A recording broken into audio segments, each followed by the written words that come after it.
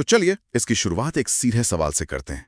मुगल साम्राज्य के एक इतने अहम सूबे पंजाब में एक ताकतवर आजाद साम्राज्य वो उभरा कैसे, और इसका उदय बाकी जगहों से इतना अलग क्यों था? आज हमें जो स्रोत मिले हैं उनके जरिए हम सिख साम्राज्य के बनने और बिखरने के इसी सफर की गहराई से पड़ताल करेंगे। ये कहानी एक बहुत बड़े बदलाव की है। एक शांतिपूर्ण आध्यात्मिक आंदोलन से शुरू होकर ये एक मजबूत सैन्य शक्ति बनी, फिर एक साम्राज्य में तब्दील हुई और उसके बाद उतनी ही तेजी से उसका पतन भी हो गया। इसे समझने के लिए हम इसे कुछ हिस्सों में देखेंगे, मतलब इसकी आध्यात्मिक नींव कैसे पड़ी, फिर वो कौन से हालात थे जिन्होंने सिखों को उभरने का मौका दिया, कैसे एक शासक ने इसे साम्राज्य बनाया और आखिर में अंग्रेजों के साथ टकराव ने इसे कैसे खत्म कर दिया। तो चलिए इसकी परतें खोलते हैं। हमारे स्रोत बताते हैं कि सिख धर्म की शुरुआत 15वीं सदी में हुई गुरु नानक ने की थी। हाँ, और ये एक एक शांतिपूर्ण आंदोलन था जिसका पूरा जोर बराबरी और सादगी पर था। सिख शब्द का मतलब ही शिष्य है। और ये आंदोलन पंजाब के जाट किसानों और उन जातियों में बहुत लोकप्रिय हुआ जो उस समय के सामाजिक ढांचे से खुश नहीं थे। बिल्कुल, शुरुआत में इसका पूरा दर्शन भक्ति और बराबरी पर आधारित था, लेकिन कहानी में एक बहुत बड़ा मोड़ तब आया जब मुगलों ने 5वें गुरु अर्जुन देव को शहीद कर दिया। इन दस्तावेजों को पढ़ने पर एक बात साफ होती है कि इस एक घटना ने सब कुछ बदल दिया। यहाँ से आत्मरक्षा की जरूरत महसूस होने लगी। तो एक शांतिपूर्ण आध्यात्मिक आंदोलन अब हथियार उठा रहा है। ये तो बहुत बड़ा बदलाव है। क्या सभी सिख इस बदलाव के लिए तैयार थे? मतलब समुदाय के अंदर भी इसे लेकर कोई बहस थी? ये एक बहुत जरूरी सवाल है। और नहीं, ये बदलाव एक रात में नहीं आया। छठे गुरु हरगोबिंद, जिन्हें सैनिक संत भी कहा जाता है, सैनिक संत, हाँ, उन्होंने वो मीरी और पीरी की 2 तलवारें, बिल्कुल मीरी और पीरी, एक आध्यात्मिक शक्ति के लिए और दूसरी आप कह सकती हैं संसारिक सत्ता के लिए, उन्होंने ही मार्शल आर्ट गतका की शुरुआत की। लेकिन जो असली सैन्य बदलाव था वो 10वें गुरु गोबिंद सिंह के समय में हुआ, और उसकी वजह भी बहुत बड़ी थी। और वो वजह थी 9वें गुरु तेग बहादुर की शहादत।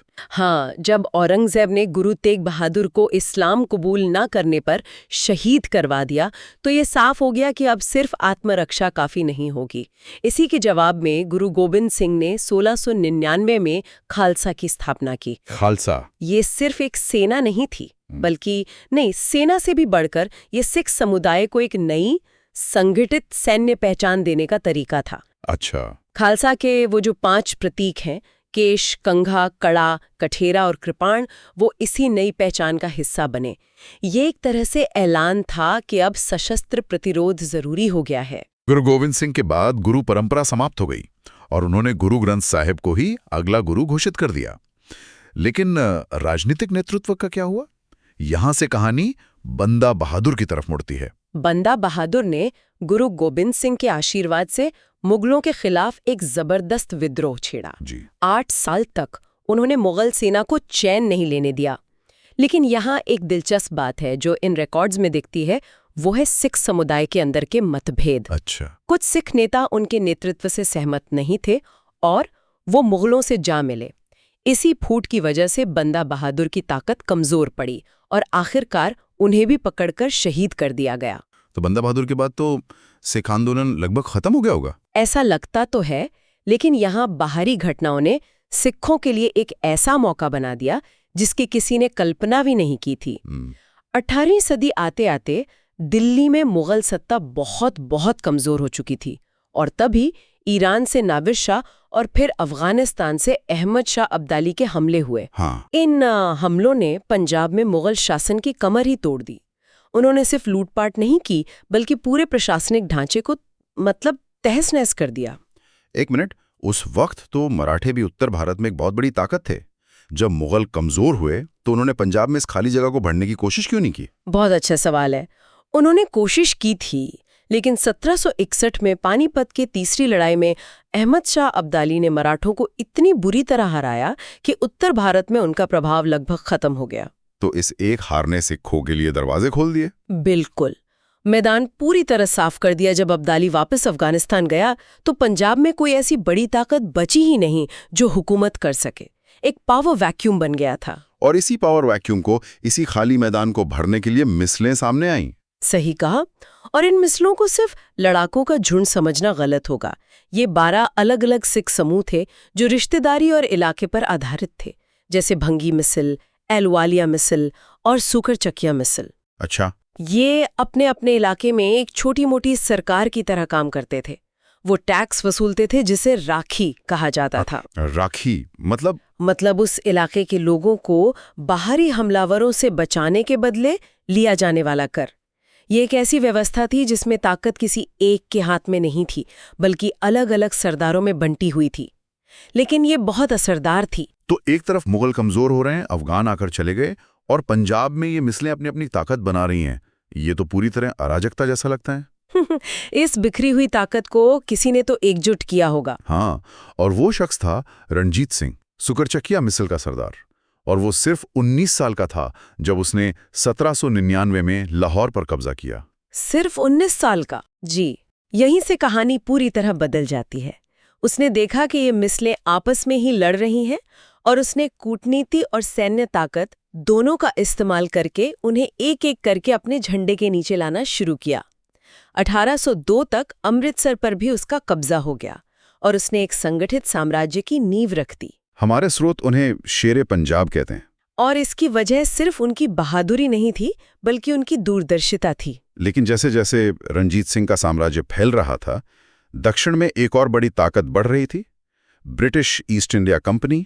जाहिर टकराव तो होना ही था। हमारे स्रोत 1809 की अमृतसर संधि को एक अहम मोड़ बताते हैं। ये संधि रणजीत सिंह की कूटनीतिक समझ का सबसे बड़ा उदाहरण है। वो जानते थे कि इस वक्त अंग्रेजों से सीधे टकराना समझदारी नहीं है, तो इस संधि के तहत सतलुज नदी को दोनों साम्राज्यों के बीच की सीमा मान लिया गया। एक तरह की बाउंड्री लाइन। हाँ, अंग्रेजों ने सतलुज के उत्तर में रणजीत सिंह के शासन को मान्यता दी। और बदले में रणजीत सिंह ने सतलुज नदी के दक्षिण के सिख राज्यों पर अपना दावा छोड़ दिया। ये वो राज्य थे जो अंग्रेजों के नजरिए से नदी के इस पार यानी दिल्ली की तरफ थे, इसीलिए इन्हें सिस सतलुज राज्य कहा गया। तो अंग्रेजों ने अपनी दिल्ली की सीमा सुरक्षित कर ली और रणजीत सिंह ने अपने साम्राज्य को दक्षिण से होने वाले एक बड़े खतरे से बचा लिया, ताकि वो अपना ध्यान उत्तर और पश्चिम यानी कश्मीर, मुल्तान और पेशावर की तरफ लगा सकें।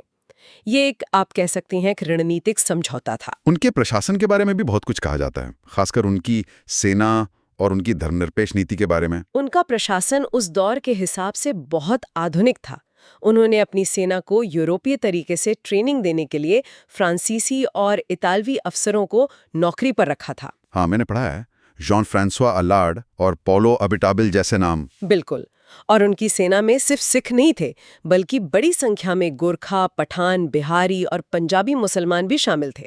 और जहां तक उनकी धार्मिक नीति का सवाल है, एक धर्मनिष्ठ सिख होने के बावजूद उनका शासन काफी सहिष्णु था। यहाँ एक जरूरी बात समझनी होगी।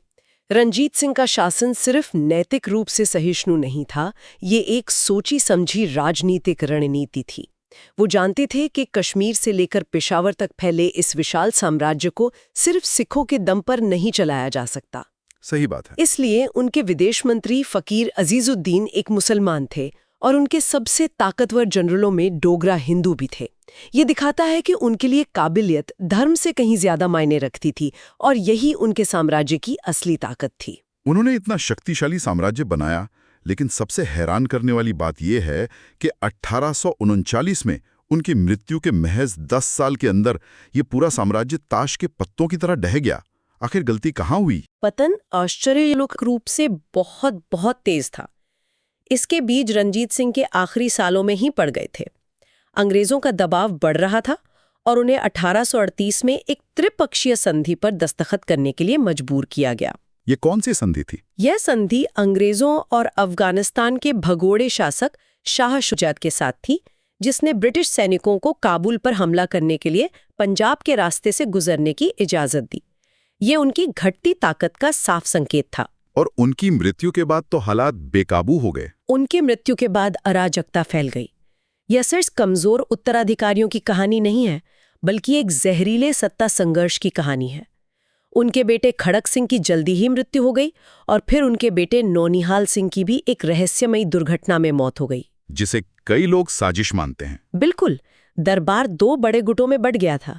एक तरफ संधावालिया सरदार थे जो रंजीत सिंह के रिश्तेदार थे।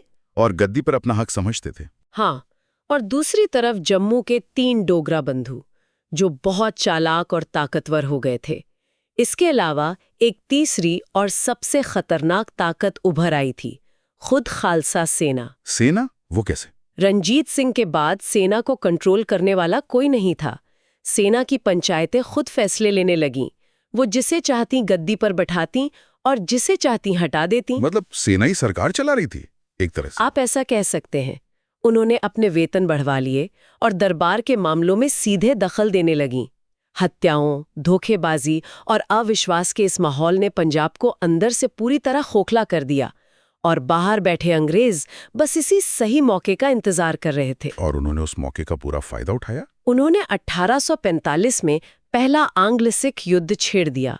सिख सैनिक बहादुरी से लड़े, इसमें कोई शक नहीं, लेकिन उनके अपने ही कुछ सेनापति अंग्रेजों से मिले हुए थे। तो ये तो धोखा था। हाँ, इस हार के बाद सिख साम्राज्य बहुत कमजोर हो गया। और फिर 1849 में दूसरे आंग्ल सिख युद्ध के बाद अंग्रेजों ने पंजाब को पूरी तरह से अपने साम्राज्य में मिला लिया।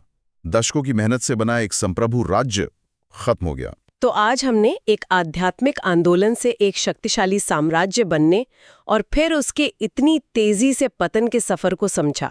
ये कहानी दिखाती है कि कैसे धार्मिक पहचान, राजनीतिक जरूरतें और एक खास तरह के हालात मिलकर एक राज्य बना सकते हैं। और यह ये भी दिखाती है कि एक साम्राज्य, चाहे वो कितना भी शक्तिशाली क्यों ना हो, अगर वो सिर्फ एक व्यक्ति की काबिलियत पर टिका हो तो कितना नाजुक हो सकता है। रंजीत सिंह की कूटनीति और सैन्य शक्ति ने अंग्रेजों को दूर रखा, लेकिन उनके जाने के बाद आंतरिक फूट ने अंग्रेजों के लिए दरवाजा खोल दिया। सही कहा। सन का जिक्र करते हैं। इन ताकतों को देखते हुए सोचिए कि अगर उनके बाद एक मजबूत और एकजुट नेतृत्व आता जो दरबार की साजिशों और सेना की महत्वाकांक्षाओं को काबू में रख पाता, तो क्या होता? क्या सिख साम्राज्य अंग्रेजों का सफलतापूर्वक मुकाबला कर उपमहाद्वीप का इतिहास बदल सकता था?